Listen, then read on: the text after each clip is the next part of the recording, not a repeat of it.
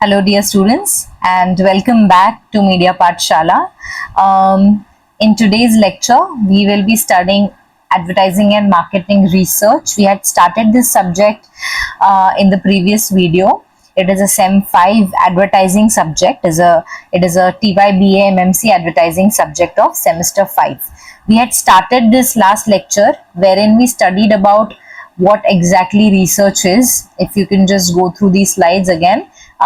If you want, I'll drop down the link of the previous video in the comment section, in the description section, so you can check it for it, right? So we had studied about fundamentals of research, what exactly research is, objectives, qualitative and quantitative, we studied it in brief. We studied types of research, what are variables, okay, there are two types, independent and dependent. So that is what we have studied until now. If you want to just revise, again I'll drop it in the description, the link will be given there, okay. In today's lecture we will be talking about research methodology, exactly what methods, what different kinds of methods are used in research, and how exactly is research conducted. So what are the different methods? So let's start. The research methodology is a detailed plan outlining the procedures, techniques and methods. When you plan to do a research, there should be a detailed planning. जब हम समझते हैं कि हमें research शुरू करना है अभी, what kind of methodology we are going to use, हम लोग सोचेंगे कि एक प्लानिंग करेंगे, आउटलाइनिंग करेंगे कि हमें क्या एग्जैक्टली करना है, उसका प्रोसेस क्या होने वाला है, टेक्निक्स क्या होने वाली है, एंड उसके मेथड्स कौन से होने वाले हैं जो हमें रिसर्च करना है। इसकी ये चार चीजें हमें पता होनी जरूरी है: plan, procedure, techniques and methods. Okay, it provides a roadmap for entire investigation. इससे क्या हो जाएगा, आपने अगर डिसाइड कर लिया, प्लान आउट कर लिया, चॉक डाउन कर लिया कि आपको एग्जैक्टली रिसर्च में क्या क्या करना है, तो एक हेल्प हो जाएगी। It would be like a road map for you, ताकि पूरे रिसर्च में आपको इन्वेस्टिगेशन करते हुए कोई भी दिक्कत ना आए, कोई भी कंफ्यूजन ना हो। ओके, सो रिसर्च मेथोडोलॉजी में तीन चीजें आती हैं। One is data collection, two is data analysis, three is ethical considerations. Now what is data analysis? Let's first study what data collection is, right? So data collection is methods for gathering information relevant to the research questions. तो आपने जो research किया है, आपने उसके कुछ objectives निकाले होंगे. You must have chalk down some objectives of the research. You are going to conduct it when you are going to talk to other people about their views. आप एक बेसिक डेटा कलेक्ट करने वाले हो, data यानी कि information collect करने वाले हो उस रिसर्च के बारे में, yes, and then you are going to analyse it. So first is the step is data collection, जहां पे आप इंफॉर्मेशन को गैदर करते हो. रिसर्च किस बारे में करना है, क्या मेथड होने चाहिए, ठीक है, क्या टॉपिक है, उसका आज की तारीख में रेलेवेंस क्या है, ठीक है, what are the problems that are faced. All of these things are kind of information. जो भी टॉपिक आप सिलेक्ट करो उसका आपको क्या करना पड़ेगा, पहले डेटा कलेक्शन करना पड़ेगा, मतलब इंफॉर्मेशन जमा करनी पड़ेगी. Next is data analysis. Data को जो हमने कलेक्ट किया है उसको हमें स्टडी करना पड़ेगा, दैट मीन्स हमें उसको एनालाइज करना पड़ेगा. Techniques use to analyse and interpret the collected data. जो भी डेटा, जो भी इंफॉर्मेशन हमने कलेक्ट की हुई है उसको हमें एनालाइज करना पड़ेगा या फिर स्टडी करना पड़ेगा. Okay, and then there is ethical considerations, principles and guidelines for conducting research ethically. जो भी रिसर्च हम कर रहे हो हमें एथिकली हमेशा उसको राइट करना है, प्रॉपर वे में करना है, जिससे कि there are no unethical aspects to the research.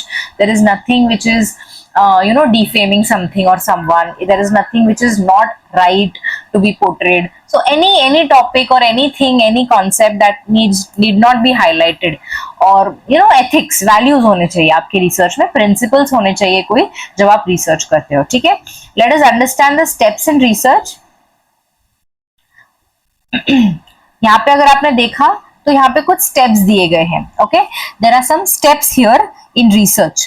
Okay, what are the different steps? Of course we will study these steps in detail later on, but for now let us just summarize them.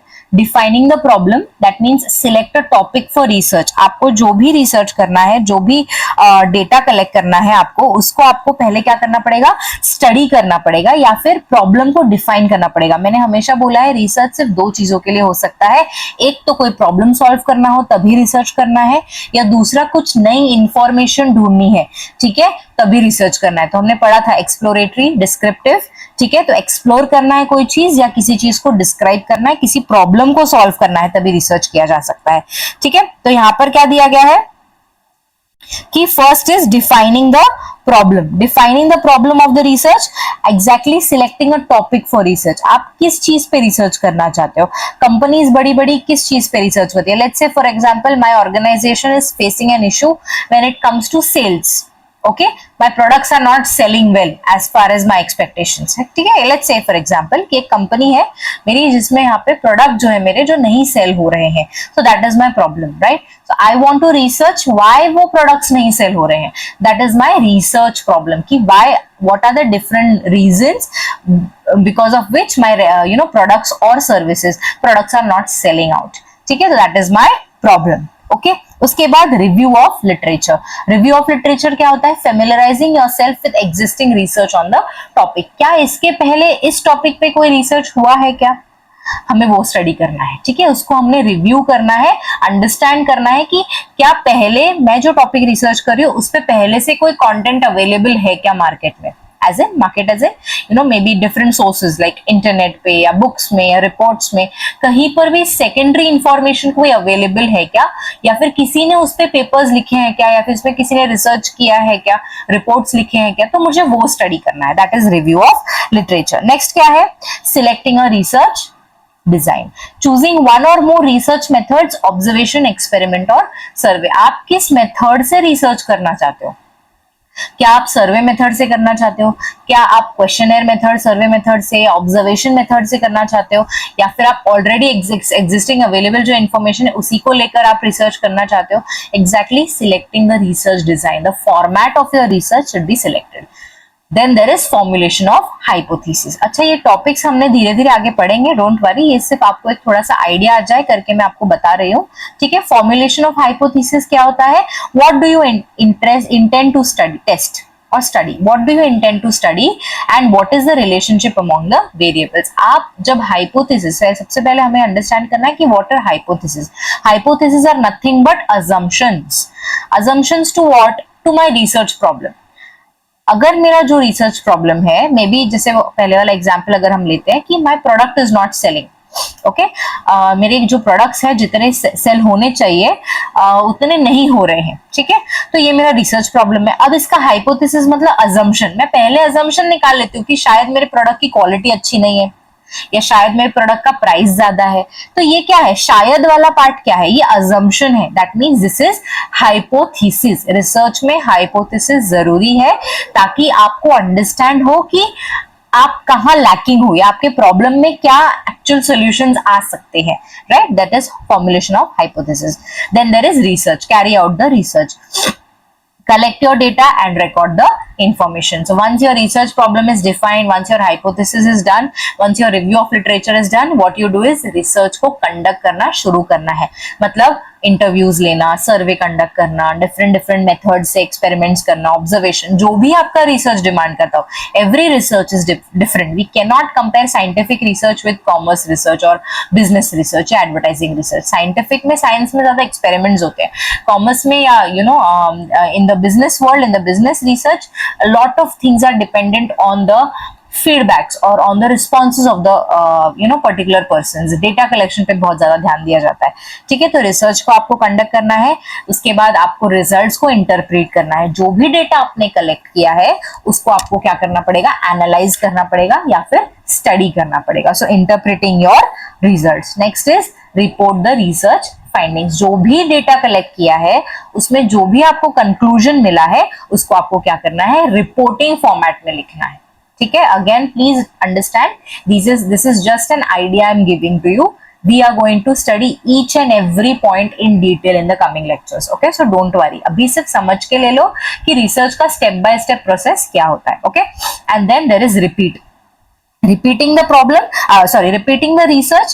Once you have collected your data, you have studied the data. आपने data study करने के बाद आप उसको क्या करने वाले हो, आपने जो भी समझ में आया आपको कलेक्टेड डेटा से, जो भी फाइंडिंग्स आपको समझ में आई उसको आप नोट डाउन करोगे, ठीक है। और अगर उसमें ऐसी चीजें दिखती हैं कि भाई कुछ नेगेटिव रिस्पॉन्स आया है या कुछ नेगेटिव चीजें आई हैं, तो आपको उसको सुधारना है। जैसे कि अगर मैंने मेरे प्रोडक्ट की रिसर्च के बारे में किया, तो if I get some negative collections like negative findings अगर मुझे मिलते हैं कि मेरा प्रोडक्ट जो है वो क्वालिटी वाइज अच्छा नहीं है या प्राइस वाइज अच्छा नहीं है, तो मैं क्या बैठे रहूंगी? नहीं, I will change the products, I will change और enhance the quality of the product so that it satisfies my consumer. So this is how whatever your findings are registered, you have to discuss it in your community, leading perhaps to the invitation of further research. Once the research is done, research always is a continuous process. Please understand that research is always a continuous process. It doesn't stop. Environment जो है, business environment जो है वो change होता रहता है. It keeps on changing, and that is why constant research is needed in businesses so that the organization is up to date with different trends, what different happenings are going on. All of these things require research. बड़ी बड़ी companies में तो research and development department होते हैं, research and development agencies होते हैं जो help करते हैं रिसर्च। उनका काम होता है सिर्फ और सिर्फ एनवायरनमेंट को स्टडी करना। कौन सी एनवायरनमेंट को स्टडी करना?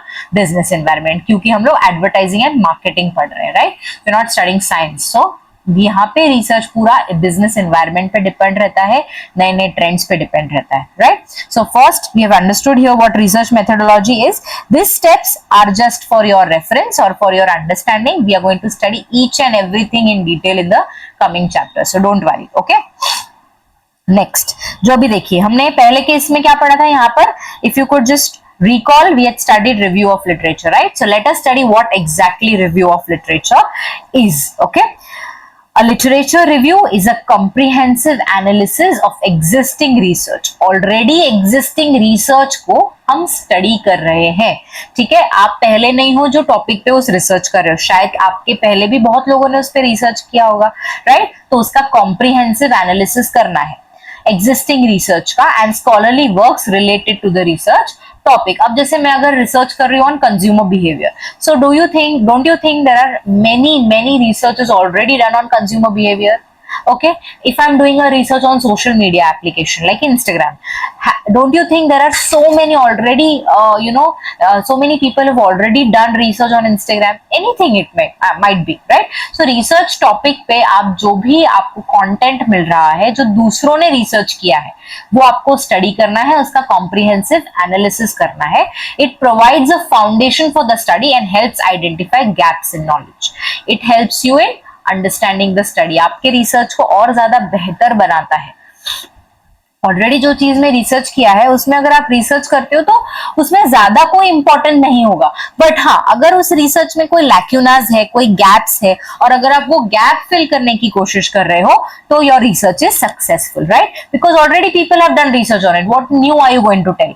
If you are going to find out some drawbacks in that research or you're going to find out some new insights into that research, then your literature review, then your research is called as success, right? So let us understand these points. First is identifying the relevant sources. आप जो भी research कर रहे हो उसके relevant sources आपको पता होने चाहिए, ठीक है? किताबें हो सकती हैं, आजकल AI बहुत फेमस है तो AI से आप इंफॉर्मेशन निकाल सकते हो. You can refer to all the different research papers that are already existing on Google and internet, ठीक है? Searching database, journals and other resources for relevant study. आप जिस भी टॉपिक पे रिसर्च कर रहे हो उसको आप जर्नल्स में, सर्च डेटाबेस पे, जैसे गूगल इंजन सर्च इंजिन है, ठीक है, अलग अलग, तो वहां पे आप डेटा निकाल सकते हो. So you can get n number of sources मिलना आज की तारीख में बहुत डिफिकल्ट नहीं है, okay? Advent to the new technology. Then there is summarising the key findings. जो भी आपने स्टडी किया है, जो भी आपको रिसोर्सेज मिले हैं, रेलेवेंट रिसोर्सेज मिले हैं आपके रिसर्च टॉपिक के ऊपर, आपको उसको समराइज करना है, ठीक है? Summarising the main findings, methodologies and conclusions of each source. आपको फाइंडिंग्स, मेथोडोलॉजी, वो रिसर्च कैसे किया था, उसके फाइंडिंग्स क्या थे, कौन से मेथड से उसको किया गया था, ठीक है, उसका कंक्लूजन क्या था, ये सारी चीज आपको क्या करनी पड़ेंगी?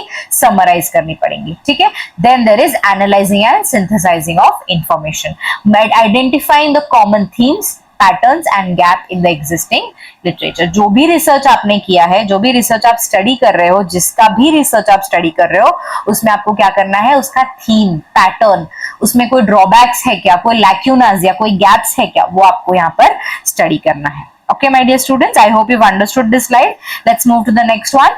Stages जो अभी हमने पढ़े थे वो डायग्राम में, इसको यहाँ पे थोड़ा सा और एनहांस व्यू में किया है. Let's just go through it quickly. The research process is a systematic and iterative sequence of steps from defining the problem to drawing the conclusion. So first is आप problem को identify करते हो. Research आप क्यों कर रहे हो? एक problem को solve करने के लिए कर रहे हो, ठीक है? तो आपको पहले problem तो ढूंढना पड़ेगा ना, प्रॉब्लम को आइडेंटिफाई करना पड़ेगा, उसको डिफाइन करना पड़ेगा. डिफाइन द रिसर्च क्वेश्चन और problem. Second is literature review. तो लिटरेचर रिव्यू क्या होता है? अभी हमने जस्ट पढ़ा, conducting a comprehensive review of existing research. Third is methodology development. Plan the research design and method. जो रिसर्च डिजाइन हमने अभी पढ़ी थी, राइट, रिसर्च मेथोडोलॉजी, ये रिसर्च डिजाइन कैसे हम रिसर्च करने वाले हैं वो आपको स्टडी करना है, ठीक है? All the entire subject has all these chapters. पहले का चैप्टर है problem identification, second is literature review, method development. तो आपको ये 6 के 6 पॉइंट्स आपको हर चैप्टर में पढ़ाए जाएंगे. So okay, until now we have studied literature review. Then there is data collection. अभी हमने हमने समझा कि डेटा कलेक्शन क्या होता है. Gathering the data using chosen methods. कौन से भी मेथड से, प्राइमरी हो, सेकेंडरी हो, क्वालिटेटिव, क्वांटिटेटिव, कोई भी मेथड से आपको क्या करना है, पहले डेटा को कलेक्ट करना है, फिर उसको एनालाइज करना है एंड उसको रिपोर्टिंग करनी है, representing the results and sharing the. जो भी रिसर्च में आपको कंक्लूजन मिला है, what have you found out after doing the research is important. Okay, right. Then there is important topic बहुत है, क्वालिटेटिव रिसर्च. आज के लेक्चर में हम लोग सिर्फ क्वालिटेटिव करेंगे, नेक्स्ट लेक्चर में we will do quantitative research. Okay, so qualitative research and quantitative research are two very important tools for conducting research. For today we will study qualitative for this video. Okay, qualitative research is a powerful tool that allows us to delve deep into the complexities of human experiences, behaviors and perspectives. जब हम qualitative research करते हैं तो हम क्या समझने की कोशिश कर रहे हैं? लोगों के experiences, behaviors, perspectives, values, ठीक है, ये सारी चीजें हम स्टडी करने की कोशिश कर रहे हैं. मतलब हम इन डेप्थ क्या कर रहे हैं, ह्यूमंस को स्टडी कर रहे हैं, ह्यूमंस के एक्सपीरियंसेस को स्टडी कर रहे हैं, ठीक है. अनलाइक क्वांटिटेटिव रिसर्च, जो क्वांटिटेटिव रिसर्च होता है, it is more on numerical data. Qualitative में देयर आर नो न्यूमेरिकल्स, यहाँ पे नंबर्स का इन्वॉल्वमेंट बिल्कुल भी नहीं होता है. क्वांटिटेटिव में न्यूमेरिकल्स आते हैं, जो कि हम अगले वीडियो में पढ़ेंगे, right. So analysis, qualitative research prioritizes understanding the nuisance of human behavior and the why behind the action. अगर कंज्यूमर ने ऐसा किया है तो उसके बिहाइंड रीजन क्या है? What are the different experiences that the consumer must have, or the behavior or the perspective of the consumer. हम लोग ये सारी चीजें, the why behind the action. अगर कंज्यूमर ने वो प्रोडक्ट खरीदा तो वो क्यों खरीदा, अगर कंज्यूमर ने वो सर्विस नहीं ली तो वो क्यों नहीं ली, ठीक है. So we are trying to find out the why behind the actions, okay, of the variable, right. It seeks to uncover rich insights, explores diverse viewpoints and gains a deeper understanding of social phenomena. हम deeper understanding करते हैं किसका? Humans का एक दूसरे के साथ, दो variables का एक दूसरे के साथ, ठीक है. By employing various methods like interviews, conducting interviews with your target, okay, with your samples, with your population, observation and focus group. Qualitative research gathers data in the form of words, images and narratives. यहाँ पे कहीं पर भी आपको numerical data नहीं दिखेगा. Numerical data आपको कहाँ दिखेगा? क्वांटिटेटिव रिसर्च में दिखेगा, ठीक है. यहाँ पर हम क्या गैदर कर रहे हैं? लोगों के एक्सपीरियंसेस, बिहेवियर्स और पर्सपेक्टिव्स. कौन से मेथड से गैदर कर रहे हैं? Words, images and narratives. Okay, this rich data then undergoes analysis and interpretation to reveal patterns, themes and insights that shed light on human experiences. हम human experience को qualitative data में quality study करते हैं. हम क्या करते हैं? Quality study करते हैं. Quantitative में, as the name says, we study the quantity, okay, quantity of the research, right. Here are some different techniques. What are the different techniques of qualitative research? Okay, let's study one by one. Interviews. Okay, whatever research you are conducting, you have decided a sample size, okay, population and sample, ठीक है।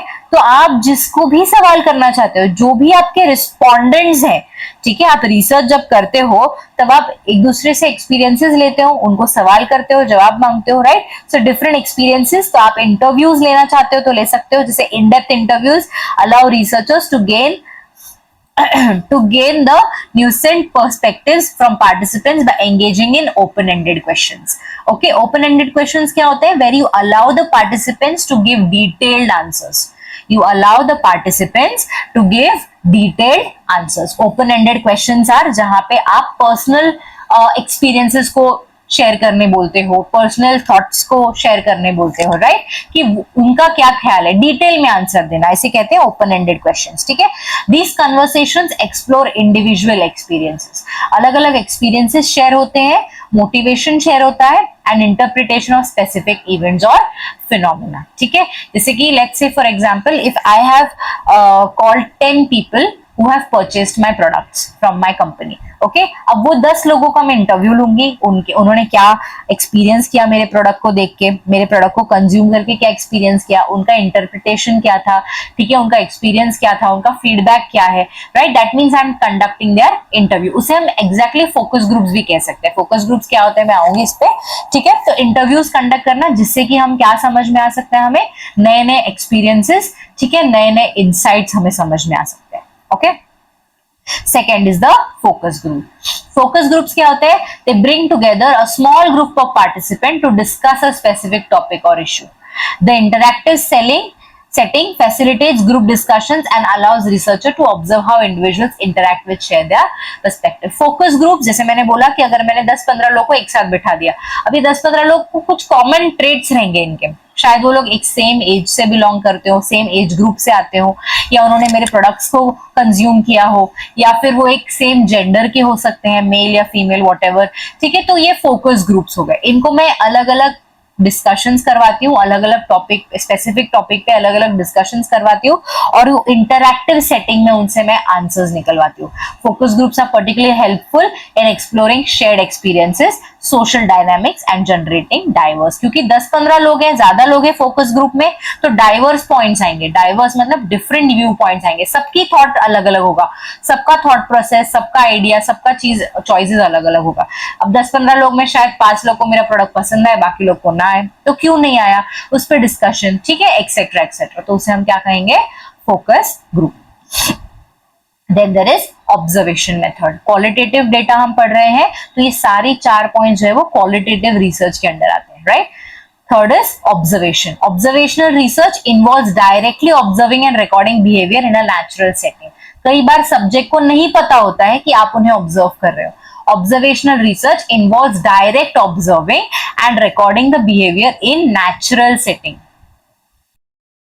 Natural setting में आप एक particular variable को observe कर रहे हो, आपके सब्जेक्ट को ऑब्जर्व कर रहे हो, ठीक है. प्लांट वाला एग्जांपल याद है, मैं ऑब्जर्व कर रही हूँ प्लांट को कि वो डार्क रूम में होगा तो क्या होने वाला है, अगर वो सनलाइट में हुआ तो उसके साथ क्या होने वाला है, मैं ये ऑब्जर्व कर रही हूँ, ठीक है.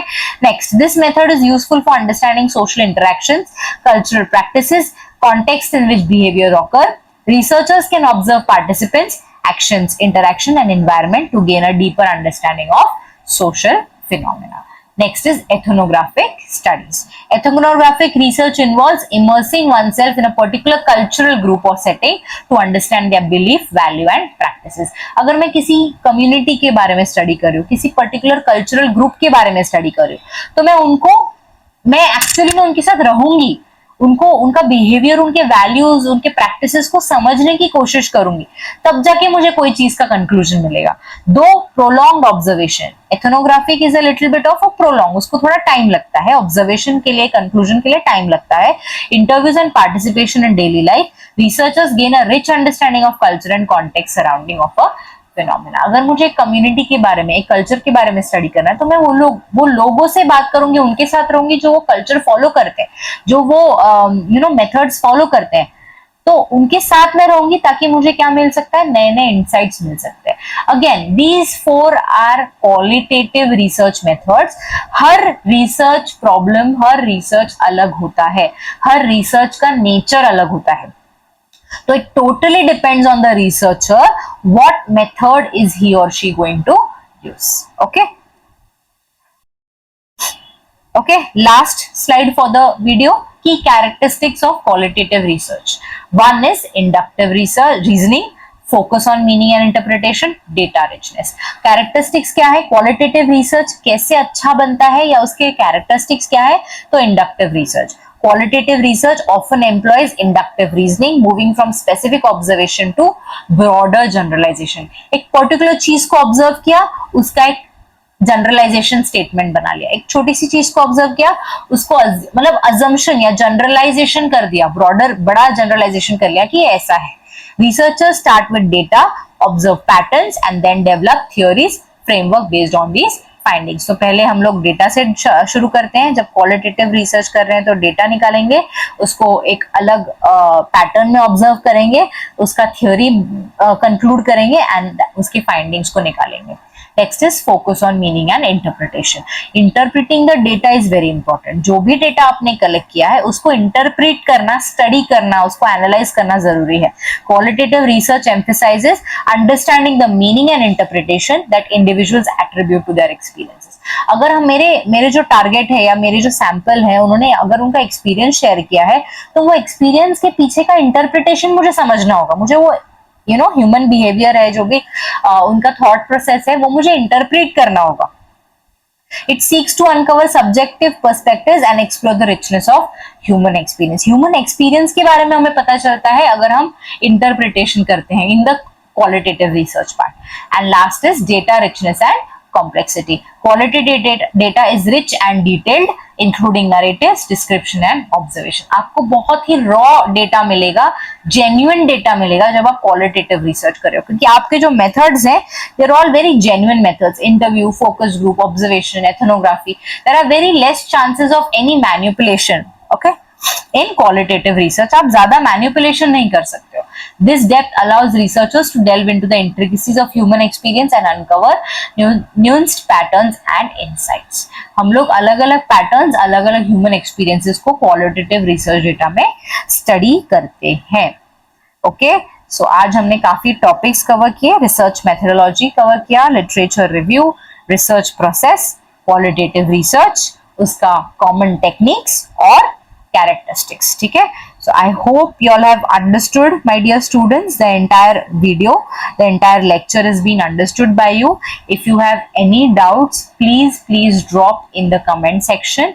I will make sure to address each and every doubt in a very clear way. Okay, if you all want, I can make more detailed videos. अगर आपको चाहिए कि मैम literature review पे detailed video बनाओ तो I'll exclusively make a new video on literature review. Just let me know what exactly are your doubts. Okay, so in this lecture we studied these 4 topics. For now, thank you so much for watching this video. If you like my videos, if you find them useful, please do like, share, subscribe, share with your classmates who are doing the same courses of BMM, right? Share with them, ask them to view the videos, ask them to put doubts. So I'm all yours, right? Thank you so much once again, my dear students. See you in the part 3 of advertising and marketing research subject, where we'll be studying about in detail quantitative research and more different topics. Thank you so much. Bye bye.